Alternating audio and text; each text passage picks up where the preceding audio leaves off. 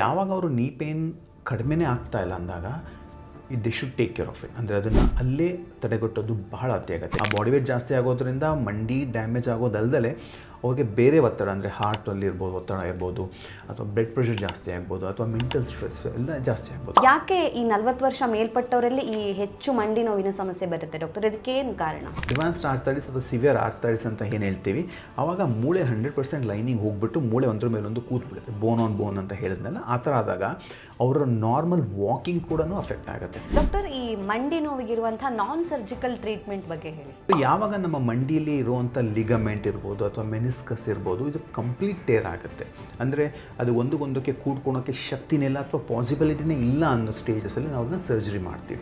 ಮಂಡಿ ನೋವು ಬರಬಾರ್ದು ಅಂತ ಹೇಳಿದ್ರೆ ಯಾವೆಲ್ಲ ಮುಂಜಾಗ್ರತಾ ಕ್ರಮವನ್ನು ವಹಿಸಬೇಕಾಗುತ್ತೆ? ಇತ್ತೀಚಿನ ಟೆಕ್ನಾಲಜಿ ಎಷ್ಟು ಅಡ್ವಾನ್ಸ್ ಆಗಿದ್ದರಿಂದ ನಮ್ಗೆ ಏನೇ ಡ್ಯಾಮೇಜ್ ಆಗಿದ್ರು ಅದನ್ನು ಕಂಪ್ಲೀಟ್ಲಿ ಸರಿ ಮಾಡ್ಬೋದು. ಎಷ್ಟು ಸಿವಿಯರಾಗಿ ಡ್ಯಾಮೇಜ್ ಆಗಿದ್ರು ಕೂಡ ಅದನ್ನು ನಾರ್ಮಲ್ ಮಾಡ್ಬೋದು.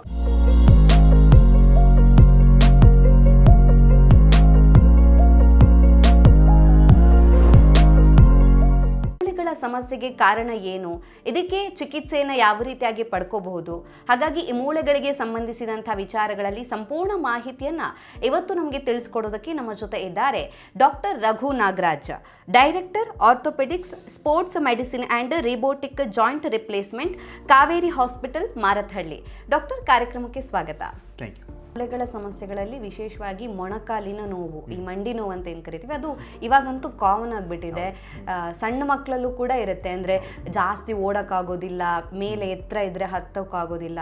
ಸೊ ಇಂಥ ಸಮಸ್ಯೆಗಳೆಲ್ಲ ಹೆಚ್ಚಾಗಿ ಕಂಡುಬರ್ತಾ ಇರುತ್ತೆ. ಹಾಗಾಗಿ ನಾನಿವತ್ತು ಮಂಡಿ ನೋವಿನ ಬಗ್ಗೆ ಒಂದಿಷ್ಟು ಪ್ರಶ್ನೆಗಳನ್ನು ನಿಮಗೆ ಕೇಳ್ತೀನಿ ಡಾಕ್ಟರ್. ಡಾಕ್ಟರ್, ಈಗ 40 ವರ್ಷ ಮೇಲ್ಪಟ್ಟವರಲ್ಲಿ ಹೆಚ್ಚು ಮಂಡಿ ನೋವು ಬರುತ್ತೆ. ಸೊ ಅದು ಕಾಮನ್.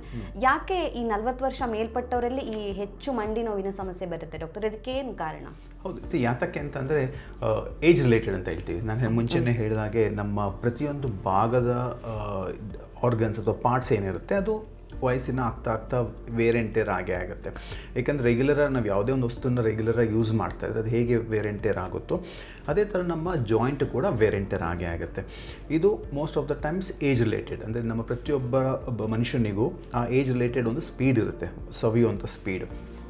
ಹಾಗಾಗಿ ಜನರಲಿ ಆ ಸೌದು ಡ್ಯಾಮೇಜ್ ಆಗುವಂಥದ್ದು ಏನು ಆಸ್ಟಿಯೋ ಆರ್ಥರೈಟಿಸ್ ಅಂತ ಏನು ಹೇಳ್ತೀವಿ, ಇದು ಸಾಮಾನ್ಯವಾಗಿ ನಮಗೆ 45-50 ಅಂತಲೇ ಹೇಳ್ಬೋದು.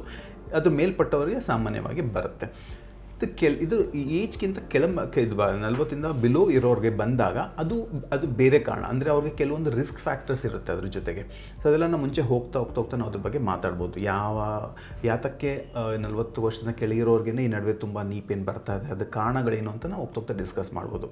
ಬಟ್ ಈ 40 ಇಯರ್ಸ್ ಆ್ಯಂಡ್ ಎಬೋವ್ ಯಾತಕ್ಕೆ ನೀ ಪೇನ್ ತುಂಬ ಸಾಮಾನ್ಯವಾಗಿ ಬರುತ್ತೆ ಅಂದರೆ ಇಟ್ಸ್ ಪ್ಯೂರ್ಲಿ ಏಜ್ ರಿಲೇಟೆಡ್. ವಯಸ್ಸಾಗ್ತಾ ನಮ್ಮ ಮಂಡಿ ನ್ಯಾಚುರಲಾಗಿ ಏನು ಸ್ವಾಭಾವಿಕವಾಗಿ ಸವಿಯೋದು ಅಂತೀವಲ್ಲ ಆ ಥರ ಸವಿತಾ ಡ್ಯಾಮೇಜ್ ಜಾಸ್ತಿ ಆಗಿ ಈ ಥರ ಪೇನ್ ಬರುತ್ತೆ. ಅದರಿಂದ ಏನಾದರೂ ಪ್ರಾಬ್ಲಮ್ಸ್ ಬರುತ್ತಾ ಡಾಕ್ಟರ್? ಹೌದು, ಆಸ್ಟಿಯೋ ಆರ್ಥರೈಟಿಸ್ ಅಂದರೆ ಏನಾಗುತ್ತೆ ಅಂದರೆ ನಮ್ಮ ಮಂಡಿ ಸವ್ಯಕ್ಕೆ ಶುರುವಾದಾಗ ನಮ್ಮ ಮಂಡಿ ಮೇಲೆ ಒಂದು ಕಾರ್ಟ್ಲೇಜ್ ಕ್ಯಾಪ್ ಅಂತ ಇರುತ್ತೆ ನಮ್ಮ ಮೂಳೆ ಮೇಲೆ. ಆ ಕಾರ್ಟ್ಲೇಜ್ ಕ್ಯಾಪ್ ಎಲ್ಲಿವರೆಗೂ ಚೆನ್ನಾಗಿರುತ್ತೆ, ಅಂದರೆ ಅದು ಥಿಕ್ನೆಸ್ ಪ್ಲಸ್ ಅದರದ್ದು ಕ್ವಾಲಿಟಿ ಎಲ್ಲಿವರೆಗೂ ಚೆನ್ನಾಗಿರುತ್ತೋ ನಮ್ಮ ಮಂಡಿ ಸಾಫ್ಟ್ ಆ್ಯಂಡ್ ಸ್ಮೂತ್ ಇರುತ್ತೆ. ಅಂದರೆ ಅದಕ್ಕೆ ಶಾಕ್ ಅಬ್ಸಾರ್ಬರ್ ಫಂಕ್ಷನ್ ಏನಿರುತ್ತೆ ಅದು ನ್ಯಾಚುರಲಾಗಿ ಕೆಲಸ ಮಾಡ್ತಾ ಇರುತ್ತೆ. ಇದು ಯಾವಾಗ ಸವ್ಯಕ್ಕೆ ಶುರುವಾದಾಗ ಸ್ಟಾರ್ಟಿಂಗ್ ಸ್ಟೇಜ್ ಅಂದರೆ ಗ್ರೇಡ್ 1 ಅಂತ ಹೇಳ್ತೀವಿ, ಅವಾಗ ತಾನೇ ಸವ್ಯಕ್ಕೆ ಸ್ಟಾರ್ಟ್ ಆಗ್ತಾಯಿದೆ ಅಂತ ಅರ್ಥ. ಆ ಗ್ರೇಡ್ 1 ಡ್ಯಾಮೇಜ್ ಆದಾಗ ಅವಾಗ ಸ್ವಲ್ಪ ಪೇನ್ ಬರುತ್ತೆ, ಅದು ರೆಸ್ಟ್ ತೊಗೊಂಡ ತಕ್ಷಣ ಸರಿ ಹೋಗುತ್ತೆ. ಬಟ್ ಯಾವಾಗ ಕಾರ್ಟ್ಲೇಜ್ ಡ್ಯಾಮೇಜ್ ಅನ್ನೋದು ಜಾಸ್ತಿ ಆಗ್ತಾ ಹೋಗುತ್ತೋ, ಅಂದರೆ ಅದು ಪರ್ಸೆಂಟೇಜ್ ಇನಿಷಿಯಲಿ 25% ಇರುತ್ತೆ, ಸ್ಲೋ 50% ಡ್ಯಾಮೇಜ್ ಆಗುತ್ತೆ. ಆ ಡ್ಯಾಮೇಜಸ್ ಜಾಸ್ತಿ ಆದಷ್ಟು ಅವ್ರಿಗೆ ಪೇಯ್ನ್ಸ್ ಜಾಸ್ತಿ ಆಗ್ತಾ ಹೋಗುತ್ತೆ. ಸ್ಟಾರ್ಟಿಂಗಲ್ಲಿ ಆ್ಯಕ್ಟಿವಿಟಿ ಮಾಡಿದಾಗ ಬರುವಂಥ ಪೇಯ್ನು ರೆಸ್ಟ್ ಕೂತಲ್ಲೂ ಪೇಯ್ನ್ ಬರುತ್ತೆ.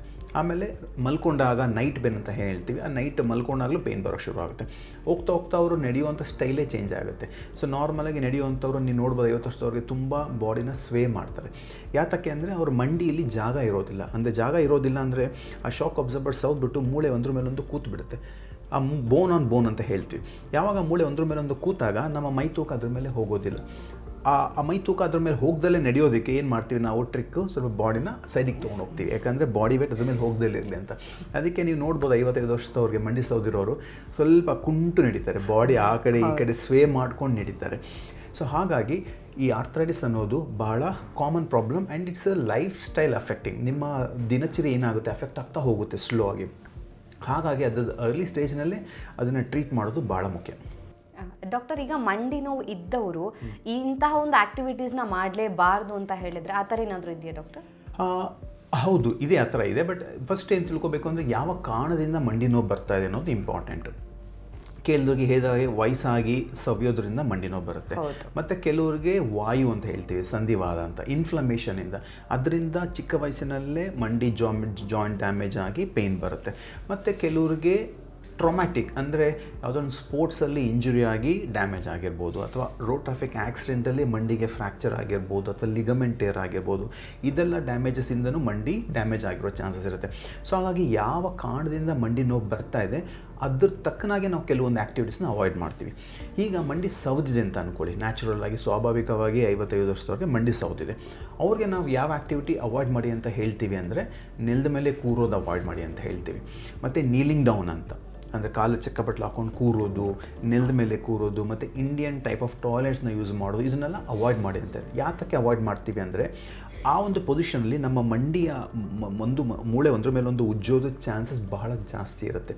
ಅಂದರೆ ಫ್ರಿಕ್ಷನ್ ಫೋರ್ಸಸ್ ತುಂಬ ಜಾಸ್ತಿ ಇರುತ್ತೆ. ಸೊ ಹಾಗಾಗಿ ಅಂಥವ್ರಿಗೆ ಕೆಲವೊಂದು ಆ್ಯಕ್ಟಿವಿಟೀಸ್ನ ಅವಾಯ್ಡ್ ಮಾಡ್ತೀವಿ. ಮತ್ತು ಸಂಧಿವಾದ ಇರೋರಿಗೆ, ಚಿಕ್ಕ ವಯಸ್ಸಿನಲ್ಲಿ ಆರ್ಥೈಟಿಸ್ ಬಂದು ಮಂಡಿ ಊತ ಇರೋರಿಗೆ, ಅವ್ರಿಗೆ ನಾವು ಫಿಸಿಕಲ್ ಆ್ಯಕ್ಟಿವಿಟೀಸ್ ಸ್ವಲ್ಪ ಅವಾಯ್ಡ್ ಮಾಡಿ. ಅಂತಂದರೆ ಸ್ಪೋರ್ಟ್ಸ್ ಇರ್ಬೋದು ಅಥವಾ ರನ್ನಿಂಗ್ ಇರ್ಬೋದು. ಏಕೆಂದರೆ ಅವ್ರ ಬೋನ್ಸ್ ತುಂಬ ಸಾಫ್ಟ್ ಇರುತ್ತೆ. ಯಾಕಂದರೆ ಇನ್ಫ್ಲಮೇಷನ್ ಎಷ್ಟು ಜಾಸ್ತಿ ಇರುತ್ತೆ ಅಂದರೆ ಬೋನ್ ಸಾಫ್ಟ್ ಇರುತ್ತೆ, ಆ ಕಾರ್ಟ್ಲೇಜ್ ಸಾಫ್ಟ್ ಇರುತ್ತೆ. ಅವ್ರು ಸ್ವಲ್ಪ ಫಿಸಿಕಲ್ ಆ್ಯಕ್ಟಿವಿಟೀಸ್ ಮಾಡಿದ ತಕ್ಷಣ ಅದು ಈಸಿಯಾಗಿ ಬ್ರೇಕ್ ಡೌನ್ ಆಗಿ ಬಹಳ ಬೇಗನೆ ಸೌದ್ಬಿಡುತ್ತೆ.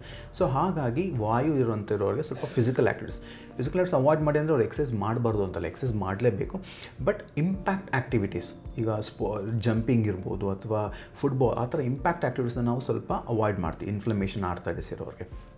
ಮತ್ತು ಇಂಜುರಿ ರಿಲೇಟೆಡ್, ಈ ಲಿಗಮೆಂಟ್ ಇಂಜುರೀಸ್ ಅಥವಾ ಕುಷನ್, ಮೆನಿಸ್ಕಸ್ ಅಂತ ಹೇಳ್ತೀವಿ, ಮೆನಿಸ್ಕಸ್ ಟೇರ್ ಇರ್ಬೋದು ಅಥವಾ ಕಾರ್ಟ್ಲೇಜ್ ಚೇಮ್ ಇರ್ಬೋದು. ಸೊ ಏಟು ಬಿದ್ದು ಡ್ಯಾಮೇಜ್ ಆಗಿರೋಂಥವ್ರಿಗೆ ನಾವು ಅದನ್ನು ಸರಿ ಮಾಡೋ ತನಕ ಅಥವಾ ಅದು ಸರಿ ಆಗೋ ತನಕ ನಾವು ಅದನ್ನು ಸ್ಪೋರ್ಟ್ಸ್ ಆ್ಯಕ್ಟಿವಿಟೀಸನ್ನು ಅವಾಯ್ಡ್ ಮಾಡೋಕ್ಕೆ ಹೇಳ್ತೀವಿ. ಇಂಜುರಿ ಆಗುವಂಥ ಡ್ಯಾಮೇಜಸ್, ಲಿಗಮೆಂಟ್ ಇರ್ಬೋದು, ಮೆನಿಸ್ಕಸ್, ಇದನ್ನೆಲ್ಲ ನಾವು ಕಂಪ್ಲೀಟ್ಲಿ ಸರಿಪಡಿಸ್ಬೋದು, ಗುಣಪಡಿಸ್ಬೋದು. ಬಟ್ ಆ ಗುಣಪಡಿಸೋ ತನಕ ಅವ್ರಿಗೆ ನಾವು ಸ್ಪೋರ್ಟ್ಸ್ ಆಡೋದು ಬೇಡ, ಮತ್ತು ನೀಲ್ ಡೌನ್ ಮಾಡೋದು ಬೇಡ, ಈ ಥರ ಒಂದು ಆ್ಯಕ್ಟಿವಿಟೀಸ್ನ ಅವಾಯ್ಡ್ ಮಾಡೋಕ್ಕೆ ಹೇಳ್ತೀವಿ. ಒಂದು ಸರಿ ಆದಮೇಲೆ ಅವರು ನಾವು ನಾರ್ಮಲ್ ಆಗಿದೆ, ಅವ್ರ ರಿಪೀಟ್ ಸ್ಕ್ಯಾನ್ ಕಂಪ್ಲೀಟ್ಲಿ ನಾರ್ಮಲ್ ಆಗಿದೆ, ಸರ್ಜರಿಯಿಂದ ಇರ್ಬೋದು ಅಥವಾ ಸರ್ಜರಿ ಇಲ್ಲದೇ ಟ್ರೀಟ್ಮೆಂಟ್ ಇರ್ಬೋದು, ಇದೆಲ್ಲ ಯಾವುದೇ ರೀತಿ ಒಂದು ಟ್ರೀಟ್ಮೆಂಟ್ ಮಾಡೋದನ್ನು ಸರಿ ಮಾಡಿದ್ಮೇಲೆ ಅವ್ರು ಮತ್ತೆ ಸ್ಪೋರ್ಟ್ಸ್ ಆಡ್ಬೋದು, ಇಂಜುರಿ ರಿಲೇಟೆಡ್ ಇರೋರು. ಅಂದರೆ ನಮಗೆ ಯಾವ ಕಾರಣಕ್ಕೆ ಮಂಡಿ ನೋವು ಬರ್ತಾ ಇದೆ ಅನ್ನೋದನ್ನು ನಾವು ತಿಳ್ಕೊಬೇಕಾಗತ್ತೆ. ಅಂದರೆ ವಯಸ್ಸಾದವರಿಗೆ ಬರುವಂಥ ಲೆಕ್ಕನೇ ಬೇರೆ ಇರುತ್ತೆ, ಯಂಗ್ಸ್ಟರ್ಸಿಗೆ ಬರುವಂಥ ಲೆಕ್ಕನೇ ಬೇರೆ ಇರುತ್ತೆ. ಸೊ ಆ ರೀಸನ್ಸನ್ನು ತಿಳ್ಕೊಂಡು ನಾವು ಆ್ಯಕ್ಟಿವಿಟೀಸನ್ನು ಮಾಡಬೇಕಾಗುತ್ತೆ. ಡಾಕ್ಟರ್, ಈ ಮಂಡಿ ನೋವಿನಲ್ಲಿ ಏನಾದರೂ ಸ್ಟೇಜಸ್ ಇದೆಯಾ? Like beginning stage, advance stage, ಆ ಥರ ಏನಾದರೂ ಇದೆಯಾ ಮಂಡಿ ನೋವಲ್ಲಿ? ಹೌದು, ಖಂಡಿತ ಇದೆ. ಮಂಡಿ ನೋವು ಅಥವಾ ಆರ್ಥ್ರೈಟಿಸ್ ಅಂದರೆ 4 ಗ್ರೇಡ್ಸ್ ಇದೆ. ಗ್ರೇಡ್ 1, ಗ್ರೇಡ್ 2, ಗ್ರೇಡ್ 3, ಗ್ರೇಡ್ 4 ಅಂತ. ಗ್ರೇಡ್ 1 ಅಂತಂದರೆ ಏನು ಅಂದರೆ, ನಮ್ಮ ಮೂಳೆ ಮೇಲೆ ಲೈನಿಂಗ್ ಇದೆ ಅಂತ ಹೇಳಿದ್ನಲ್ಲ, ಕಾರ್ಟ್ಲೇಜ್ ಲೈನಿಂಗ್ ಅಂತ, ಅದರದ್ದು ಸ್ವಲ್ಪ ಥಿಕ್ನೆಸ್ ಕಡಿಮೆ ಆಗುತ್ತೆ. ಅದನ್ನು ನಾವು ಗ್ರೇಡ್ 1 ಅಂತ. ಅಂದರೆ ಎಲ್ಲ ಕಡೆ ಲೈನಿಂಗ್ ಇರುತ್ತೆ, ಬಟ್ ಸ್ವಲ್ಪ ಅದರ ಥಿಕ್ನೆಸ್ ಕಡಿಮೆ ಆಗಿ ಸ್ವಲ್ಪ ಕ್ವಾಲಿಟಿ ಕಡಿಮೆ ಆಗಿರುತ್ತೆ. ಅಂಥ ಪೇಷಂಟ್ಸ್ಗೆ ಏನಾಗುತ್ತೆ ಅಂದರೆ ಆ್ಯಕ್ಟಿವಿಟಿ ಪೇಯ್ನ್ ಆಗುತ್ತೆ. ಅಂದರೆ ಅವರು ಯೂಶ್ವಲಾಗಿ ಮಾಡೋಂಥ, ಸಪೋಸ್ ಅವರು ಕೆಲ್ಸಕ್ಕೆ ಹೋಗಿ ಬರ್ಬೋದು ಅಥವಾ ನಾರ್ಮಲಾಗಿ ಏನು ಕೆಲಸ ಮಾಡ್ತಾರೆ ಅದಕ್ಕಿಂತ ಹೆಚ್ಚು ಯಾವ ಕೆಲಸ ಮಾಡ್ತಾರೆ ಆವಾಗ ನೀ ಪೇಯ್ನ್ ಕಾಣಿಸ್ಕೊಳಕ್ಕೆ ಸ್ಟಾರ್ಟ್ ಆಗುತ್ತೆ ಗ್ರೇಡ್ 1 ಇರೋರಿಗೆ. ಮತ್ತು ರೆಸ್ಟ್ ತೊಗೊಂಡಿದ ತಕ್ಷಣ ಆ ಪೇಯ್ನ್ ಹೋಗಿಬಿಡುತ್ತೆ. ಗ್ರೇಡ್ 2 ಇರೋರಿಗೆ ನಮ್ಮ ಮೂಳೆ ಮೇಲೆ ಏನು ಲೈನಿಂಗ್ ಇದೆ, ಓವರಾಲ್ ಸರ್ಫೇಸ್ ಏರಿಯಾ ಅಂದರೆ ಕಂಪ್ಲೀಟ್ ಕವರ್ ಇದೆ, ಅದರದ್ದೊಂದು 25% ಅಷ್ಟು ಡ್ಯಾಮೇಜ್ ಆಗಿರುತ್ತೆ. ಅದನ್ನು ಗ್ರೇಡ್ 2 ಅಂತ ಹೇಳ್ತೀವಿ. ಅಂಥವ್ರಿಗೆ ಸ್ವಲ್ಪ ಇಂಟೆನ್ಸಿಟಿ ಪೇಯ್ನ್ ಜಾಸ್ತಿ ಇರುತ್ತೆ. ಅವ್ರಿಗೂ ಅದೇ ಥರನೇ ಆ್ಯಕ್ಟಿವಿಟಿ ರಿಲೇಟೆಡ್ ಪೇಯ್ನ್ ಬರ್ತಾರೆ, ರೆಸ್ಟ್ ತೊಗೊಂಡಾಗ ಹೋಗುತ್ತೆ, ಬಟ್ ಸ್ವಲ್ಪ ಇಂಟೆನ್ಸಿಟಿ ಜಾಸ್ತಿ ಇರುತ್ತೆ. ಪ್ಲಸ್ ಮಂಡಿ ಊತ ಕೂಡ ಬರೋ ಚಾನ್ಸಸ್ ಇರುತ್ತೆ ಗ್ರೇಡ್ 2 ಇರೋರಿಗೆ. ಗ್ರೇಡ್ 3 ಅಂದರೆ ಸ್ವಲ್ಪ 50% to 75% ಡ್ಯಾಮೇಜ್ ಇರೋರಿಗೆ ಊತ ಜಾಸ್ತಿ ಬರುತ್ತೆ. ಮತ್ತು ನೈಟ್ ಪೇನ್ಸ್ ಅಂತ ಹೇಳಿದ್ನಲ್ಲ, ಅದು ಕೂಡ ಕಾಣ್ಕೊಳಕ್ಕೆ ಶುರುವಾಗುತ್ತೆ. ಮತ್ತು ಅವರು ಯೂಶ್ವಲಾಗಿ ಮಾಡುವಂಥ ಆ್ಯಕ್ಟಿವಿಟೀಸಲ್ಲೇ ಪೇಯ್ನ್ ಕಾಣಿಸ್ಕೊಳಕ್ಕೆ ಸ್ಟಾರ್ಟ್ ಆಗುತ್ತೆ. ಬಟ್ ಯಾವಾಗ ಅದು ಗ್ರೇಡ್ 4 ಹೋಗುತ್ತೆ ಅಥವಾ ಅಡ್ವಾನ್ಸ್ಡ್ ಆರ್ಥೈಟಿಸ್ ಅಥವಾ ಸಿವಿಯರ್ ಆರ್ಥೈಟಿಸ್ ಅಂತ ಏನು ಹೇಳ್ತೀವಿ, ಆವಾಗ ಮೂಳೆ 100% ಲೈನಿಂಗ್ ಹೋಗ್ಬಿಟ್ಟು ಮೂಳೆ ಒಂದ್ರ ಮೇಲೊಂದು ಕೂತ್ಬಿಡುತ್ತೆ, ಬೋನ್ ಆನ್ ಬೋನ್ ಅಂತ ಹೇಳಿದ್ನಲ್ಲ, ಆ ಥರ ಆದಾಗ ಅವರ ನಾರ್ಮಲ್ ವಾಕಿಂಗ್ ಕೂಡ ಅಫೆಕ್ಟ್ ಆಗುತ್ತೆ, ಕುಂಟೋದು ಶುರುವಾಗುತ್ತೆ. ಮತ್ತು ಮಂಡಿ ಮಡ್ಚಿ ನೇರ ಮಾಡಿದಾಗ ಖರ ಖರ ಅಂತ ಸೌಂಡ್ ಬರುವಂಥದ್ದು ಕ್ರೆಪಿಟಸ್ ಅಂತ ಹೇಳ್ತೇವೆ ನಮ್ಮ ಲ್ಯಾಂಗ್ವೇಜಲ್ಲಿ. ಸೊ ಕ್ರೆಪಿಟಸ್ ಜೋರಾಗುತ್ತೆ. ಪ್ಲಸ್ ಮಂಡಿ ಮೂಮೆಂಟ್ಸ್, ಆ ರೇಂಜ್ ಏನಿದೆ, ಇವಾಗ ಒಬ್ಬರು ಸಾಮಾನ್ಯವಾಗಿ ಒಂದು ಮಂಡಿ 0 to 140 ಡಿಗ್ರಿವರೆಗೂ ಬೆಂಡ್ ಮಾಡ್ಬೋದು. ಬಟ್ ಇದು ಆರ್ಥೈಟಿಸ್ ಇದ್ದಾಗ ಅವ್ರಿಗೆ ಒಂದು 40-50 ಡಿಗ್ರಿ ಕೂಡ ಬೆಂಡ್ ಮಾಡೋಕ್ಕಾಗೋದಿಲ್ಲ. ಯಾಕಂದರೆ ನಮ್ಮ ಮಂಡಿಯಲ್ಲಿ ಆರ್ಥೈಟಿಸ್ ಜಾಸ್ತಿ ಆದಷ್ಟು ಈ ಎಕ್ಸ್ಟ್ರಾ ಬೋನ್ ಗ್ರೋತ್ ಡೆವಲಪ್ ಆಗುತ್ತೆ. ಅದನ್ನು ನಾವು ಆಸ್ಟಿಯೋಫೈಟ್ಸ್ ಅಂತ ಹೇಳ್ತೀವಿ. ಆ ಆಸ್ಟಿಯೋಫೈಟ್ಸ್ ಏನಾಗುತ್ತೆ ಅಂದರೆ ಮಂಡಿ ಮೂಮೆಂಟ್ಸ್ನ ಬ್ಲಾಕ್ ಮಾಡುತ್ತೆ. ಸೊ ಸಡನ್ನಾಗಿ ಎದ್ದೋದಾಗ ಅವ್ರಿಗೆ ಸ್ಟಕ್ ಆಗಿಬಿಡುತ್ತೆ. ಆ ಫ್ರೀನೆಸ್ ಇರೋದಿಲ್ಲ. ಮತ್ತು ನಾರ್ಮಲ್ ವಾಕಿಂಗ್ ಕೂಡ ಅಫೆಕ್ಟ್ ಆಗೋಕ್ಕೆ ಶುರು ಆಗುತ್ತೆ. ಒಂದು ಕಡೆ ತುಂಬ ಅತಿ ಹೆಚ್ಚು ಈ ಥರ ಕೂತ್ಕೊಳಕ್ಕಾಗೋದಿಲ್ಲ, ಮತ್ತು ಸೌಂಡ್ ಬರುತ್ತೆ, ಊತ ಜಾಸ್ತಿ ಇರುತ್ತೆ, ಮತ್ತು ನೈಟ್ ಪೇನ್ ನಿದ್ದೆಲ್ಲೂ ಕೂಡ ಸ್ಲೀಪ್ ಡಿಸ್ಟರ್ಬ್ ಆಗೋಕ್ಕೆ ಸ್ಟಾರ್ಟ್ ಆಗುತ್ತೆ. ಯಾಕಂದರೆ ಆರ್ಥರೈಟಿಸ್ ಇರೋರಿಗೆ ರಾತ್ರಿ ಹೊತ್ತು ಪೇಯ್ನ್ ಭಾಳ ಜಾಸ್ತಿ ಸಾಮಾನ್ಯ. ಸೊ ಆ ಸ್ಟೇಜ್ವರೆಗೂ ಹೋಗುತ್ತೆ. ಸೊ ಹಾಗಾಗಿ grade 1 to grade 4 arthritis stages ಇರುತ್ತೆ. ಓಕೆ ಡಾಕ್ಟರ್, ಈಗ ನಿರಂತರವಾಗಿ ಕೆಲವರಿಗೆ ಮಂಡಿ ನೋವು ಬರ್ತಾ ಇರುತ್ತೆ. ಸೊ ಅದು ಸಿವಿಯರ್ ಪ್ರಾಬ್ಲಮ್ ಏನಾದರೂ ಆಗುತ್ತೆ, ನೀವು ಹೇಳಿದಾಗೆ ಆರ್ಥರೈಟಿಸ್ ಪ್ರಾಬ್ಲಮ್ ಇರುತ್ತೆ ಅಂತ. ಸೊ ಅದು ತುಂಬ ಸಿವಿಯರ್ ಆದಾಗ ಏನಾದರೂ ಪ್ರಾಬ್ಲಮ್ ಆಗುತ್ತಾ? ಹೌದು. ಯಾಕಂದರೆ ಸಿವಿಯರ್ ಆದಾಗ ಅವ್ರ ಲೈಫ್ ಸ್ಟೈಲ್ ಅಫೆಕ್ಟ್ ಆಗುತ್ತೆ, ಅವ್ರದ್ದು day to day activities effect ಆಗೋಕ್ಕೆ ಸ್ಟಾರ್ಟ್ ಆಗುತ್ತೆ. ಸೊ ನಾರ್ಮಲಾಗಿ ಚೆನ್ನಾಗಿ ಕೆಲಸ ಮಾಡಿ ಓಡಾಡೋ ಅಂಥವ್ರು ಸ್ಲೋ ಆಗಿ ಅವ್ರ ಲೈಫ್ ಸ್ಟೈಲ್ ಅವ್ರ ಆ್ಯಕ್ಟಿವಿಟೀನ ಕಡಿಮೆ ಮಾಡ್ಕೊತ ಬರ್ತಾರೆ. ಏನಾಗುತ್ತೆ ಅಂತ ನಮಗೆ ಅಬ್ಸರ್ವ್ ಮಾಡಿರ್ಬೋದು, 40-45 ಇಯರ್ಸ್ ಆಗ್ತಾ ಇದ್ದಂಗೆ ಅವ್ರಿಗೆ ನೀ ಪೇನ್ ಕಾಣಿಸ್ಕೊಳಕ್ಕೆ ಸ್ಟಾರ್ಟ್ ಆಗುತ್ತೆ. ನೀ ಪೇನ್ ಕಾಣಿಸ್ಕೊಂಡಾಗ ಏನು ಮಾಡ್ತಾರೆ, ಮೊದಲನೇ ಫಸ್ಟ್ ಥಿಂಗ್ ನಾರ್ಮಲಾಗಿ ಎಲ್ಲ ಮಾಡೋದೇನು ಅಂದರೆ ಅವ್ರು ಮಾಡೋಂಥ ಆ್ಯಕ್ಟಿವಿಟೀನ ಕಡಿಮೆ ಮಾಡೋಕ್ಕೆ ಸ್ಟಾರ್ಟ್ ಮಾಡ್ತಾರೆ. ಸೊ ಅಂದರೆ ಒಬ್ಬ ಮನುಷ್ಯ 1 ಕಿಲೋಮೀಟರ್ ನಡೀತಾ ಇದ್ದಾನೆ ಅಂದರೆ ನೀ ಪೇನ್ ಬಂದಾಗ ಒಂದು ಸ್ವಲ್ಪ ಕಡಿಮೆ ನಡೆಯೋಕ್ಕೆ ಸ್ಟಾರ್ಟ್ ಮಾಡ್ತಾನೆ. ಅವಾಗ ನೀ ಪೇನ್ ಕಡಿಮೆ ಆಗುತ್ತೆ, ಬಟ್ ಅದರದ್ದು ಎಫೆಕ್ಟ್ ಏನಾಗುತ್ತೆ, ಅವ್ರ ಆ್ಯಕ್ಟಿವಿಟಿ ಕಡಿಮೆ ಆಗಿದ ತಕ್ಷಣ ಅವ್ರ ಬಾಡಿ ವೇಟ್ ಜಾಸ್ತಿ ಆಗುತ್ತೆ. ಸೊ ಬಾಡಿ ವೇಟ್ ಜಾಸ್ತಿ ಆದಾಗ ಅದು ಇಂಡೈರೆಕ್ಟ್ಲಿ ನೀಗೆ ಮತ್ತೆ ಎಫೆಕ್ಟ್ ಹೋಗುತ್ತೆ, ನೀ ಮತ್ತೆ ಡ್ಯಾಮೇಜ್ ಆಗುತ್ತೆ, ಮತ್ತು ಅವರು ಅರ್ಧ ಕಿಲೋಮೀಟರ್ ಮತ್ತೆ ಕಡಿಮೆ ಆಗುತ್ತೆ, 0.2 ಆಗುತ್ತೆ, ಮತ್ತು ಕೂತ್ಕೊಳಕ್ಕೆ ಸ್ಟಾರ್ಟ್ ಮಾಡಿಬಿಡ್ತಾರೆ. ಸೊ ಹಾಗಾಗಿ ಆ್ಯಕ್ಟಿವಿಟಿನ ಕಡಿಮೆ ಮಾಡೋದ್ರಿಂದ ಅದು ಸೊಲ್ಯೂಷನ್ ಅಲ್ಲ. ಸೊ ನೀ ಪೇನ್ ಬಂದಿದ ತಕ್ಷಣ ಸ್ವಲ್ಪ ರೆಗ್ಯುಲರ್ ಎಕ್ಸಸೈಸ್ ಮಾಡಿ ಕಂಟ್ರೋಲ್ ಮಾಡ್ಕೊಳೋದು ಒಳ್ಳೆಯದು, ಅಥವಾ ಟ್ರೀಟ್ಮೆಂಟ್ ತೊಗೊಳೋದು, ಸೂಕ್ತವಾದ ಟ್ರೀಟ್ಮೆಂಟ್ ತೊಗೊಳೋದು ಮುಖ್ಯ.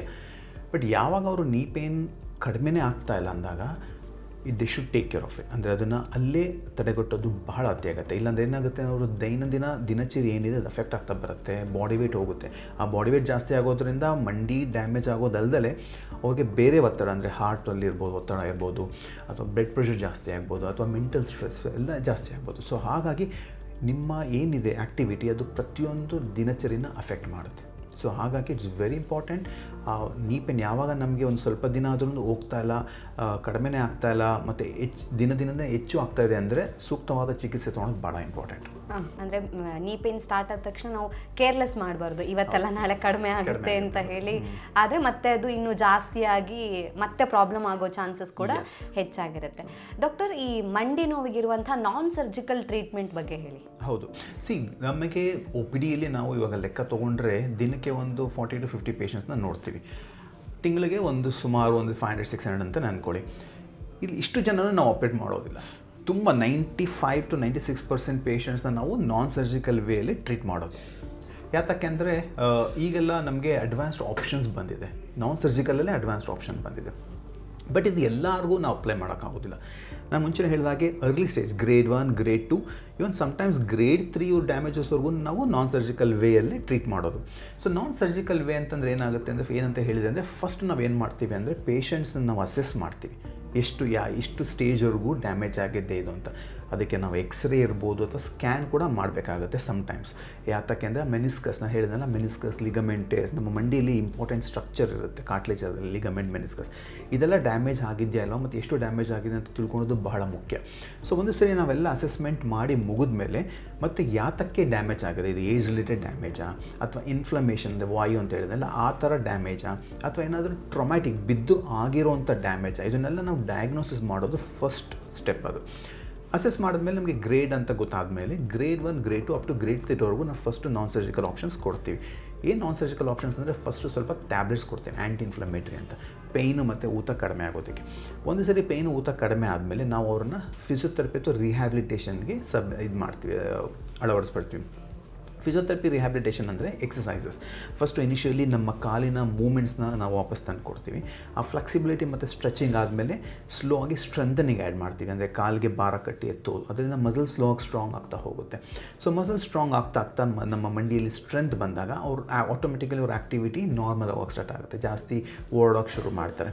ಸೊ ಸ್ಟ್ರೆಂಥನಿಂಗ್ ಎಲ್ಲ ಆದಮೇಲೆ ಕೆಲವೊಂದು ಮಸಲ್ ಕೋಆರ್ಡಿನೇಷನ್ ಎಕ್ಸಸೈಸ್ ಅಂತ ಇರುತ್ತೆ, ಮತ್ತೆ ಇಂಜುರಿ ಆಗದಲ್ಲೇ ಇರಲಿ ಅಂತ. ಸೊ ಅದನ್ನು ನಾವು ಮಾಡ್ತೀವಿ. So most of the patients ಈ ಟ್ಯಾಬ್ಲೆಟ್ಸ್ ಪ್ಲಸ್ ಕೆಲವೊಂದು ಸಪ್ಲಿಮೆಂಟ್ಸು ಕೂಡ ನಾವು ಇತ್ತೀಚೆಗೆ ಬಂದಿದೆ. ಸಪ್ಲಿಮೆಂಟ್ಸ್ ಕೊಟ್ಟರೆ ನಮಗೆ cartilage, early stage of cartilage damage ಇರ್ಬೋದು, ಅಥವಾ ಗ್ರೇಡ್ 1, ಗ್ರೇಡ್ 2 ಮೆನಿಸ್ಕಸ್ ಇರ್ಬೋದು, ಇದೆಲ್ಲ ತಂತಾನೆ ಹೀಲ್ ಆಗುವಂಥ ಸಪ್ಲಿಮೆಂಟ್ಸ್ ಇದೆ. ಅದನ್ನು ಕೊಟ್ಟು ಒಂದು 3 months ಫಿಸಿಯೋಥೆರಪಿ ಮಾಡಿ ನೋಡ್ತೀವಿ. ತುಂಬ ಜನ ಪೇಷಂಟ್ಸ್ ಇದರಲ್ಲೇ ಸರಿ ಹೋಗುವಂಥ ಚಾನ್ಸಸ್ ಜಾಸ್ತಿ ಇರುತ್ತೆ. ಬಟ್ ಯಾರಿಗೆ ಇದರಿಂದನೂ ಸರಿ ಹೋಗೋದಿಲ್ಲ, ಸ್ವಲ್ಪ ಇನ್ನೂ ಕಡಿಮೆ ಆಗ್ತಾಯಿದೆ, ಅಥವಾ ಕೆಲವರಿಗೆ ಒಂದು 60-70% ರಿಲೀಫ್ ಸಿಕ್ತು, ಬಟ್ ಇನ್ನು 20-30% ಪೇನ್ ಹಾಗೆ ಉಳ್ಕೊಂಡಿದೆ ಅನ್ನೋರಿಗೆ, ಅಂಥವ್ರಿಗೆ ನಾವು ಸೆಕೆಂಡ್ ಲೈನ್ ಆಫ್ ಟ್ರೀಟ್ಮೆಂಟ್ ಶುರು ಮಾಡ್ತೀವಿ.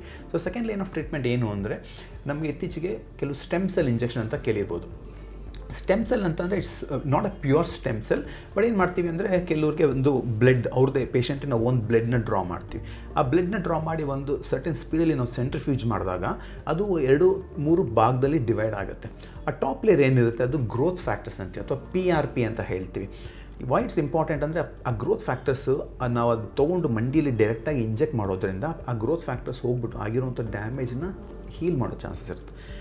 So the success rate is very high in early stages. Grade 1 grade 2 ನಾವು ಅದು ಕೊಟ್ಟಾಗ ಅದು ನ್ಯಾಚುರಲಿ ಹೀಲಿಂಗ್ನ ಫೆಸಿಲಿಟೇಟ್ ಮಾಡುತ್ತೆ. ನಮ್ಮ ಬಾಡೀಲಿ ಏನಿದೆ ಹೀಲಿಂಗ್ ರೆಸ್ಪಾನ್ಸ್ ಅದನ್ನು ಸ್ವಲ್ಪ ಹೆಚ್ಚು ಮಾಡಿ ಆಗಿರುವಂಥ ಡ್ಯಾಮೇಜ್ನ ಸರಿಪಡಿಸೋ ಚಾನ್ಸಸ್ ಇರುತ್ತೆ. ಸೊ ಹಾಗಾಗಿ ಈ ವ್ಯಾಯಾಮ ಮತ್ತು ಟ್ಯಾಬ್ಲೆಟ್ಸಲ್ಲಿ ಸರಿ ಹೋಗದಲ್ಲಿರೋರಿಗೆ ನಾವು ಈ PRP ಇಂಜೆಕ್ಷನ್ ಅಂತ ಮಾಡ್ತೀವಿ.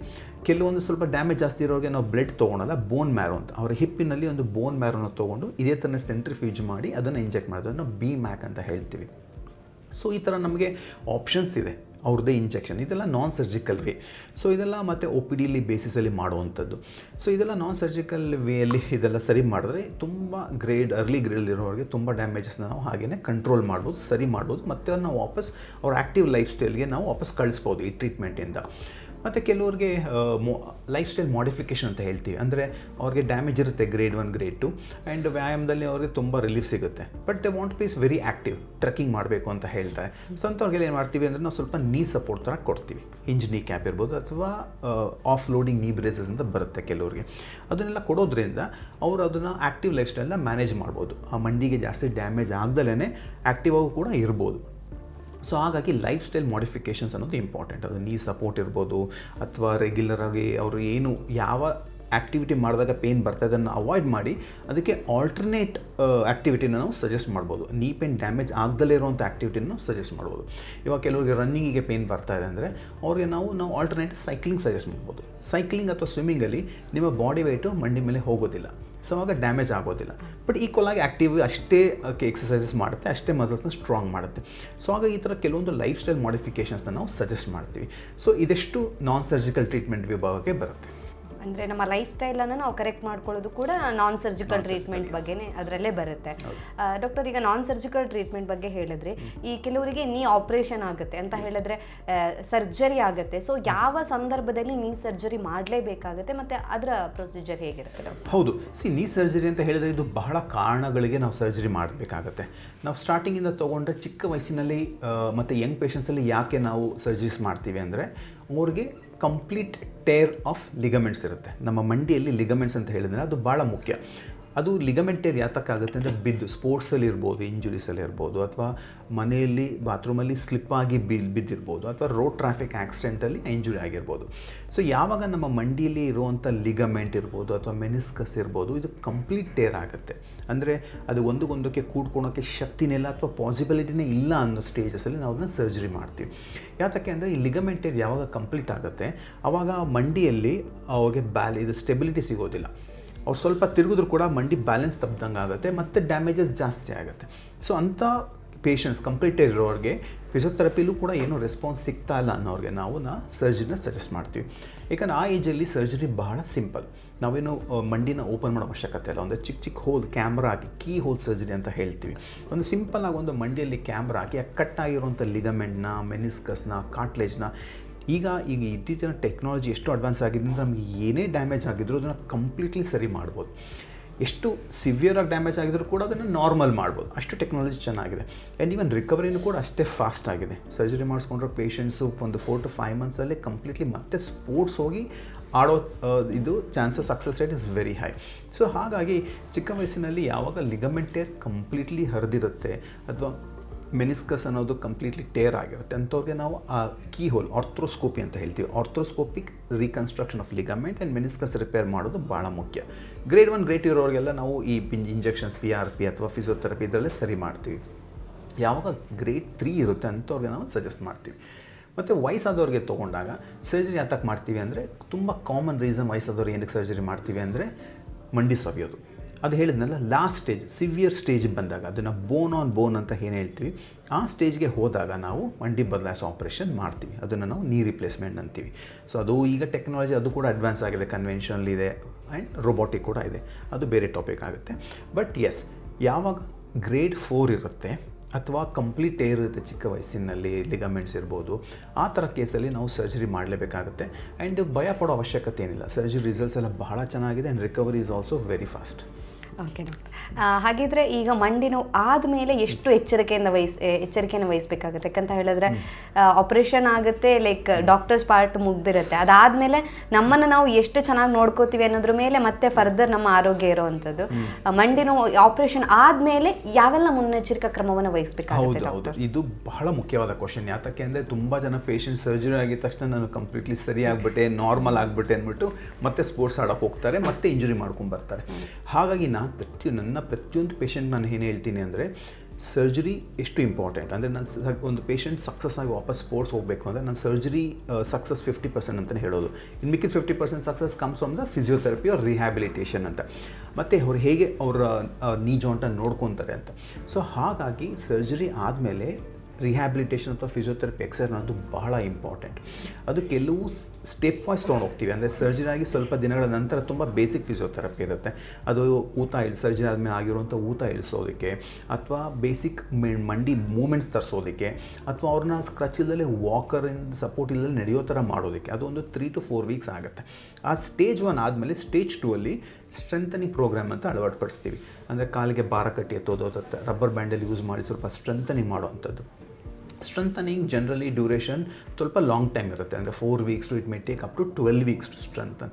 12 weeks ಆದಮೇಲೆ ಅಂದರೆ ಕಾಲು ಮೂಮೆಂಟ್ಸು ಕೂಡ ಕಂಪ್ಲೀಟ್ಲಿ ಬಂದಿದೆ, ಸ್ಟ್ರೆಂಥನಿಂಗ್ ಆಗಿದೆ, ಪೇಷಂಟ್ ನಾರ್ಮಲ್ ಲೈಫ್ ಸ್ಟೈಲ್ಗೆ ಮತ್ತೆ ಹೋಗಿದ್ದಾರೆ, ಬಟ್ ಸ್ಪೋರ್ಟ್ಸ್ ಇನ್ನೂ ಹೋಗಿಲ್ಲ. ಆ ಥರದಾಗ 12 weeks ಆದಮೇಲೆ ರಿಟರ್ನ್ ಟು ಸ್ಪೋರ್ಟ್ಸ್ ರಿಹ್ಯಾಬಿಲಿಟೇಷನ್ ಅಂತ ಶುರು ಮಾಡ್ತೀವಿ. ಅಂದರೆ ಸ್ಪೋರ್ಟ್ಸ್ ಹೋಗೋಕ್ಕಿಂತ ಮುಂಚೆ ಕೆಲವೊಂದು ಎಕ್ಸಸೈಸಸ್ ಇರುತ್ತೆ. ಆ ಎಕ್ಸಸೈಸ್ ಅದು ಐಡಿಯಾ ಅಥವಾ ಎಜೆಂಡಾ ಏನು ಅಂತಂದರೆ, ಆ ಎಕ್ಸಸೈಸಿಂದ ನಿಮ್ಮ ಮೈಂಡ್ ಮತ್ತು ಬಾಡಿ ಕನೆಕ್ಷನ್ನ ಇಂಪ್ರೂವ್ ಮಾಡೋದಕ್ಕೆ, ರಿಫ್ಲೆಕ್ಸಸ್ ಅಂತೀವಿ, ಅದನ್ನು ಇಂಪ್ರೂವ್ ಮಾಡೋದಕ್ಕೆ. ಸೊ ಒಂದು ಪೇಷಂಟ್ಗೆ ಕಣ್ಣು ಮುಚ್ಚಿ ಸಿಂಗಲ್ ಲೆಗ್ಗಲ್ಲಿ ಜಂಪ್ ಮಾಡಿಸೋದು, ಅಥವಾ ಒಂದು ಯು ಶೇಪ್ ವಾಬಲ್ ಬೋರ್ಡ್ ಅಂತ ಹೇಳ್ತಾರೆ, ಅದು ಒಂದೇ ಕಾಲ ಮೇಲೆ ನಿಂತು ಬ್ಯಾಲೆನ್ಸ್ ಮಾಡೋವಂಥದ್ದು ಕಣ್ಣು ಮುಚ್ಚಿ, ಈ ಥರ ಎಲ್ಲ ಎಕ್ಸಸೈಸ್ ಮಾಡೋದ್ರಿಂದ ನಮ್ಮ ಮೈಂಡ್ ಮತ್ತು ಜಾಯಿಂಟ್ ಕೋಆರ್ಡಿನೇಷನ್ ಇನ್ಕ್ರೀಸ್ ಆಗುತ್ತೆ. ಯಾತಕ್ಕೆ ಇದನ್ನು ಮಾಡ್ತೀವಿ ಅಂದರೆ, ಮತ್ತೆ ಅವ್ರು ಸ್ಪೋರ್ಟ್ಸ್ ಮತ್ತೆ ವಾಪಸ್ ಹೋದಾಗ, ರಿಟರ್ನ್ ಸ್ಪೋರ್ಟ್ಸ್ ಹೋದಾಗ ಈ ಥರ ಇಂಜುರೀಸ್ ಮತ್ತೆ ಆಗದಲ್ಲೇ ಇರಲಿ ಅಂತ. ಸೊ ಹಾಗಾಗಿ ಸರ್ಜರಿ ಆದಮೇಲೆ ಕಂಪ್ಲೀಟ್ಲಿ ಗುಣಮುಕ್ತರಾದಮೇಲೆ ಪೇಷಂಟು ರೆಗ್ಯುಲರಾಗಿ ಮಂಡಿ ಎಕ್ಸಸೈಸಸ್ ಮಾಡಿಕೊಂಡು, ಈ ಥರ ಬ್ಯಾಲೆನ್ಸಿಂಗ್ ಇದೆಲ್ಲ ಎಕ್ಸಸೈಸಸ್ ಮಾಡಿಕೊಂಡು ರೆಗ್ಯುಲರಾಗಿ ಮೇಂಟೈನ್ ಮಾಡಿದ್ರೆ ಅವರು ಲೈಫ್ ಲಾಂಗ್ ಇಂಜುರಿ ಇಲ್ದಲೇ ಮ್ಯಾನೇಜ್ ಮಾಡ್ಬೋದು. ಡಾಕ್ಟರ್, ಈಗ ಈ ಸ್ಪೋರ್ಟ್ಸಲ್ಲಿ ಇದ್ದವರಿಗೆ ಆಬ್ವಿಯಸ್ಲಿ ಏನೇ ಮಾಡಿದ್ರು ಆಕ್ಟಿವಿಟೀಸ್ ಮಾಡಬೇಕಾದ್ರೆ ಮಂಡಿ ನೋವು ಬಂದೇ ಬರುತ್ತೆ, ಆ ಸಮಸ್ಯೆ ಬರುತ್ತೆ. ಸೊ ಬೇರೆಯವರು ಲೈಕ್ ಮಂಡಿ ನೋವು ಬರಬಾರ್ದು ಅಂತ ಹೇಳಿದ್ರೆ ಯಾವೆಲ್ಲ ಮುಂಜಾಗ್ರತಾ ಕ್ರಮವನ್ನು ವಹಿಸಬೇಕಾಗತ್ತೆ ಡಾಕ್ಟರ್? ಹೌದು, ನಾನು ಹೇಳಿದ ಹಾಗೆ ಎಕ್ಸಸೈಸ್ ಅನ್ನೋದು ಬಹಳ ಇಂಪಾರ್ಟೆಂಟ್. ಸೊ ಸಪೋಸ್ ಒಬ್ಬರು ಪೇಷಂಟ್ ಒಬ್ಬರು ಸಾಮಾನ್ಯರು ವಾಕಿಂಗ್ ಮಾಡ್ತೀನಿ ಅಂತ ಅಂದ್ಕೊಳ್ಳಿ. ಸೊ ವಾಕಿಂಗ್ ಅವರು ಲೈಫ್ ಲಾಂಗ್ ಮಾಡಬೇಕು, ಮತ್ತು ವಾಕಿಂಗ್ ಮಾಡೋದು ಮಂಡಿ ಪೇನ್ ಬರಬಾರ್ದು ಅಂತಂದರೆ ಅವ್ರು ವಾಕಿಂಗ್ ಜೊತೆ ಕೆಲವೊಂದು ಸ್ಟ್ರೆಂಥನಿಂಗ್ ಎಕ್ಸಸೈಸ್ ಅನ್ನೋದು ಮಾಡೋದು ಬಹಳ ಮುಖ್ಯ. ಸೊ ಹಾಗಾಗಿ ರೆಗ್ಯುಲರಾಗಿ ಸ್ಟ್ರೆಂತ್ ಟ್ರೈನಿಂಗ್ ಮಾಡೋದು ಬಹಳ ಇಂಪಾರ್ಟೆಂಟ್. ಪ್ಲಸ್ ಸ್ಟ್ರೆಂತ್ ಟ್ರೈನಿಂಗ್ ಅನ್ನೋದು ನೀವು ವಾರಕ್ಕೆ 1 day ಅಥವಾ 2 day ಮಾಡಿದ್ರೆ ಸಾಕಾಗುತ್ತೆ. ಬಟ್ ಸ್ಟ್ರೆಚಿಂಗ್ ಅನ್ನೋದು ಅಂದರೆ ನಿಮ್ಮ ಮಸಲ್ಸ್ನ ಸ್ಟ್ರೆಚ್ ಮಾಡೋದು, ಅಥವಾ ಆ ಕಂಪ್ಲೀಟ್ ಜಾಯಿಂಟ್ನ ಮೂಮೆಂಟ್ಸ್ನ ಮೇಂಟೈನ್ ಮಾಡೋದು ಒಂದು ಎವ್ರಿ ಡೇ ಮಾಡೋದ್ರಿಂದ ಬಹಳ ಇಂಪಾರ್ಟೆಂಟ್.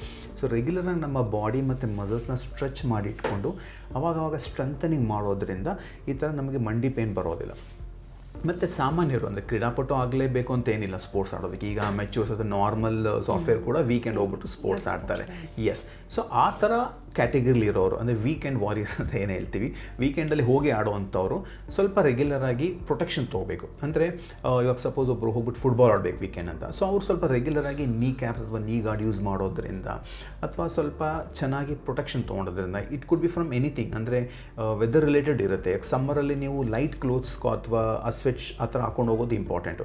ನೀವು ಸಮ್ಮರಲ್ಲಿ ತಿಕ್ಕಾಗಿರೋ ಕ್ಲೋತ್ ಹಾಕೊಂಡು ಹೋಗ್ಬಿಟ್ಟು ಆಡ್ತಾಯಿದ್ರೆ ಆ ಸ್ವೆಟ್ಟಿಂಗ್ ಜಾಸ್ತಿ ಆಗಿ ನೀವು ಡಿಹೈಡ್ರೇಷನ್ ಆಗಿ ಮತ್ತು ಡ್ಯಾಮೇಜಸ್ ಜಾಸ್ತಿ ಆಗುತ್ತೆ. ಸೊ ನಿಮ್ಮ ಕ್ಲೋತಿಂಗಿಂದ ಹಿಡಿದು ನಿಮ್ಮ ಇಕ್ವಿಪ್ಮೆಂಟ್, ನಿಮ್ಮ ಶೂಸ್ ಪ್ರತಿಯೊಂದನ್ನು ನೀವು ನೋಡ್ಕೋಬೇಕು. ಯಾವುದೋ ಸ್ಪೋರ್ಟ್ಸ್ಗೆ ಯಾವುದೋ ಶೂಸ್ ಹಾಕೊಂಡು ಹೋಗಿ ಆಡೋದ್ರಿಂದ ಇಂಜುರೀಸ್ ಜಾಸ್ತಿ ಆಗುತ್ತೆ. ಸೊ ಹಾಗಾಗಿ ಒಂದು ಪೇಷಂಟ್ ಒಂದು ಫಿಸಿಕಲ್ ಆ್ಯಕ್ಟಿವಿಟೀಸ್ಗೆ ಹೋಗಬೇಕು ಅಂತಂದರೆ ಅಲ್ಲಿ ಆಗುವಂಥ ಡ್ಯಾಮೇಜಸ್ ಬಗ್ಗೆ ತಿಳ್ಕೊಂಡಿರಬೇಕು, ಮತ್ತು ಹೇಗೆ ತಡಿಬೇಕು ಅನ್ನೋದು ತಿಳ್ಕೊಂಡಿರಬೇಕು. ಸೊ ಹಾಗಾಗಿ ರೆಗ್ಯುಲರ್ ಎಕ್ಸಸೈಸಸ್ ಮಾಡೋದು ಹೇಗೆ ಅವರ ಜಾಯಿಂಟ್ ಮತ್ತು ಮಸಲ್ಸ್ನ ನಾರ್ಮಲಾಗಿ ಇಟ್ಕೋಬೇಕು, ಮತ್ತು ಯಾವ ರೀತಿ ಇದು ನೀ ಕ್ಯಾಪ್ ಅಥವಾ ಶೂಸ್ ಯೂಸ್ ಮಾಡೋದ್ರಿಂದ ಡ್ಯಾಮೇಜಸ್ ಕಡಿಮೆ ಆಗುತ್ತೆ ಅನ್ನೋದು ತಿಳ್ಕೋಬೇಕು.